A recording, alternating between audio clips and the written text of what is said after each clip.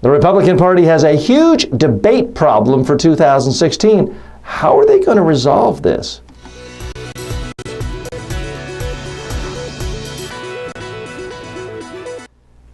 So the 2016 presidential campaign is around the corner. People are gearing up. And the Republicans have to figure out how they want to handle this. Here's the challenge for the Republicans when it comes to debates. You've got, by my count, 16 possible candidates who are going to be considered, at least by someone, as legitimate. Now, I should point out, Democrats and Republicans every 4 years have hundreds of people actually fill out the paperwork, but they aren't considered real because no one's ever heard of them, and they have never run for office, never held office, but there's always hundreds of candidates running. But when it comes to people who pass some threshold, right now the Republicans have 16. Rick Santorum, former senator, Senator Lindsey Graham, Senator Ted Cruz, Senator Rand Paul, former Governor Rick Perry, or our ex-current Governor Rick Perry. No, actually he is former governor. Current Governor Chris Christie, former Governor Jeb Bush, current Governor Bobby Jindal, former HP CEO Carly Fiorina, former Governor Mike Huckabee, current Governor John Kasich, Senator Mark Rubio, Donald Trump, Governor Scott Walker, and Governor Rick Snyder. Not that many people have heard of him, but he is the governor of Michigan, has been reelected, and is now talking about running for president. So here's the problem. If you have a debate with 16 people, plus a moderator and a few other people asking questions, even if it's 3 hours long, nobody's going to get more than a few sound bites. So you have a system. Oh, I'm sorry, Ben Carson, I think I forgot to mention his name, but he's on there too, the retired neurosurgeon. So here's the big problem for the Republicans. With that many candidates, even if it's a lengthy debate, all you get are a few sound bites. That rewards whoever can come up with the most outlandish sound bite to dominate the news coverage. Well, for the most part, we already know who that is. Ben Carson, Donald Trump, Carly Fiorina. They have been the best so far at wildly over-the-top sound bites that generate attention. Now, the one thing they all have in common is they've never won any election ever and are unlikely to ever win any election anywhere. Is this really who the Republican Party wants to put up? Now, in the process, they're going to make their political figures who have stood up to voters and received votes and actually done things in government seem kind of small and trivial in comparison. There's a chance the debates can minimize them and plus turn the whole thing into a clown show. So my question to the Republicans, do you really want to take this train wreck to its logical conclusion?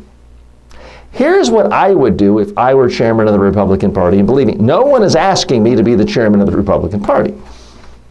But what I would do is I'd sort of sit back and say, last 90 years, what's the profile of a candidate who's won? I'd ask myself that.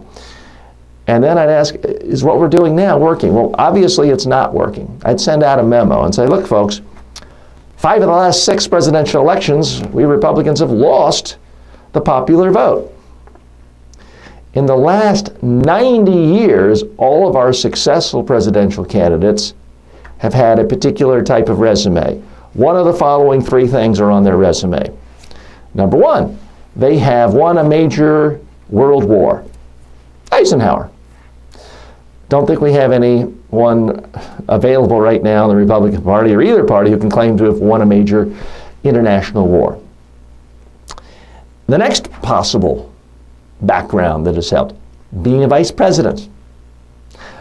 By all indications, Dick Cheney isn't going to run, and Dan Quayle, let's not even go there. But there have been a number of vice presidents who have assumed the presidency. Coolidge, Nixon, Bush. So being vice president is seen as legitimate in the eyes of the American voters.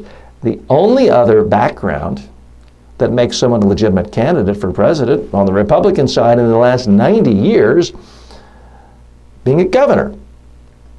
And a governor who can actually get reelected and who, when he's running for president, isn't wildly hated by his own constituents. Now, by that criteria, our list of 16 candidates shrinks dramatically. Now, by my own estimation, that leaves the following names. Jeb, excuse me there. By that estimation, that leaves us Jeb Bush, John Kasich, Rick Perry, Scott Walker, Rick Snyder, and Mike Huckabee. Now you can say, well, what about Bobby Jindal and Chris Christie? They're both governors. They've both been reelected. Yeah, but they're both basically hated by their own voters now. There's simply no precedent for someone running for office when their own voters in their own state hate them and winning.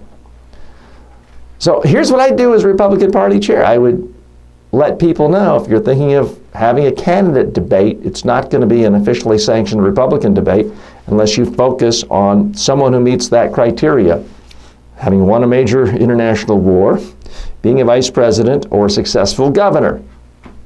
And if you try to invite other people, we're going to disavow you. If you're a state and you allow this to happen, we're not going to let your delegates be seated at the convention. If you're a candidate and you even appear in a debate with someone who doesn't meet those criteria, your delegates aren't going to be counted.